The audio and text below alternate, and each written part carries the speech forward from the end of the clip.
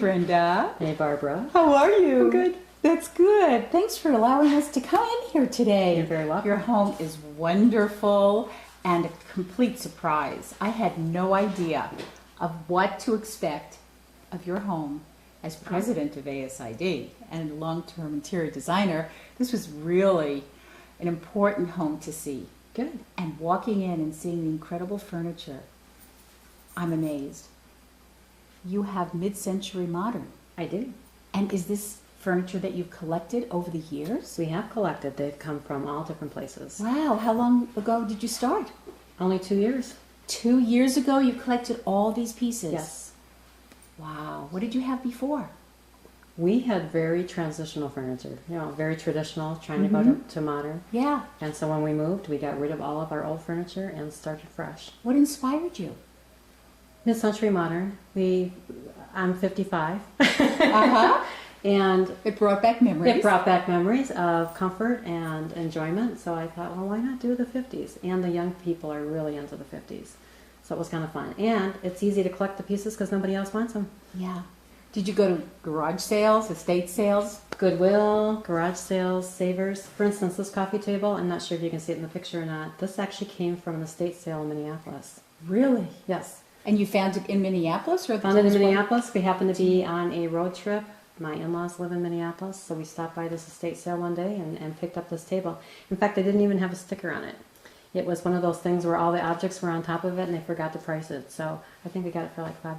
Oh my gosh. And the condition is amazing. It is. You have to do a little touch up on some of Yeah. these things, but for the most part, we have left them in their natural condition. Wow. Yeah. Now, on the upholstery, is this also the original upholstery, or did you reupholster? This is not. This is actually a slip-covered piece from IKEA. Really? So I guess what I'm saying is you can find your inspiration for design from all different sources. Absolutely. And of course, you know how to put it all together. Yes, and that's the beauty of having an interior designer, because we do have that expertise to be able to put things from all different sources Yeah. together and make it look really great. Yeah, you have the eye. Yeah. And you have the confidence Yes. to know that it'll work. Yes.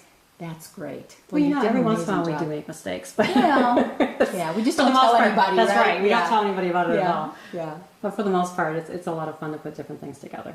Well, you did an outstanding job. Thank you. Did you pick these colors as new colors for you, or had you used them before? I had always liked green, and I used more of a traditional green, but this is a bright, what I call the garden green. I'm a gardener. Ah. So I wanted to bring the outside inside, and so this Sure. was one way to do it. And so this reminds me of spring.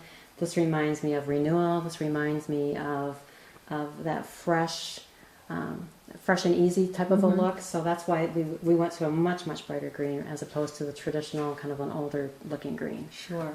And the orange just pops right off that green. I love the orange. It's a warm, The two colors together are Yeah. fabulous. I love them.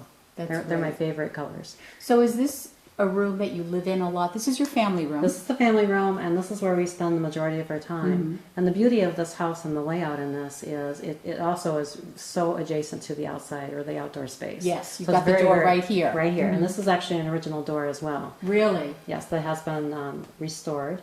And like I said, it's just so easy to get inside and outside in this back area. Also, we're so close to the kitchen because it seems like we're always having some kind of a snack or Yes. serving food or entertaining individuals. And on the other side of the kitchen is the dining room. So it's just a very easy transition to be able to Sure. entertain and spend time in. Well, you know, what strikes me also is that you have kept the integrity of the architecture Yes. wherever you could, using this door, the windows, everywhere that you could salvage.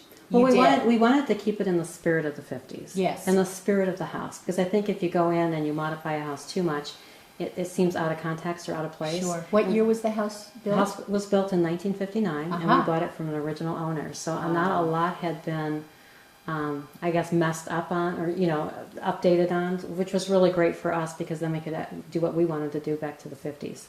So we really enjoy that spirit. This is also in a neighborhood called Village Grove, which is the 1 through 4 Village Grove are historical districts. Oh. We're in Village Grove, I think it's 8. But what makes it historic is if you look outside, that weeping mortar Yes. that comes out, that is very, very indicative of the Village Grove era. This was an Allied built house, and across the way are the Hallcroft built homes. Yes, I'm and these are familiar with block both. houses. These are so energy efficient. That was the other reason we wanted a house like this, Yeah. for that energy efficiency. I noticed some stone walls in the house. Yep, they're all block. Brick, the block, yeah. And all of the inside walls are plaster. Oh, Which, the best. yes, Tell me more about the weeping mortar. it's a style of the 50s, and it only happens in the Allied homes. In fact, we had a block layer out here, a gentleman who started his career in the 50s. He did some changes to the home. He was an original block layer back in the 50s when they built these homes. And he said one time he was on site doing it, they just let it ooze out. It's called weeping mortar. It's kind of where the mortar oozes out between the blocks. Where some little kid thought that they had made a mistake and he'd come by and wiped it all away. So he had to start all over again to get the ooze to come out and get it to be the weeping mortar. He thought that the bricklayers were screwing around and weren't doing their job right. So it's very beautiful. It is. And very unusual. It is very unusual. Yes, and as you say, it's very distinctive and sets your homes apart. Yep. It's great. Definitely. Well, I have to tell you, my favorite part of your home, the kitchen and the bathrooms.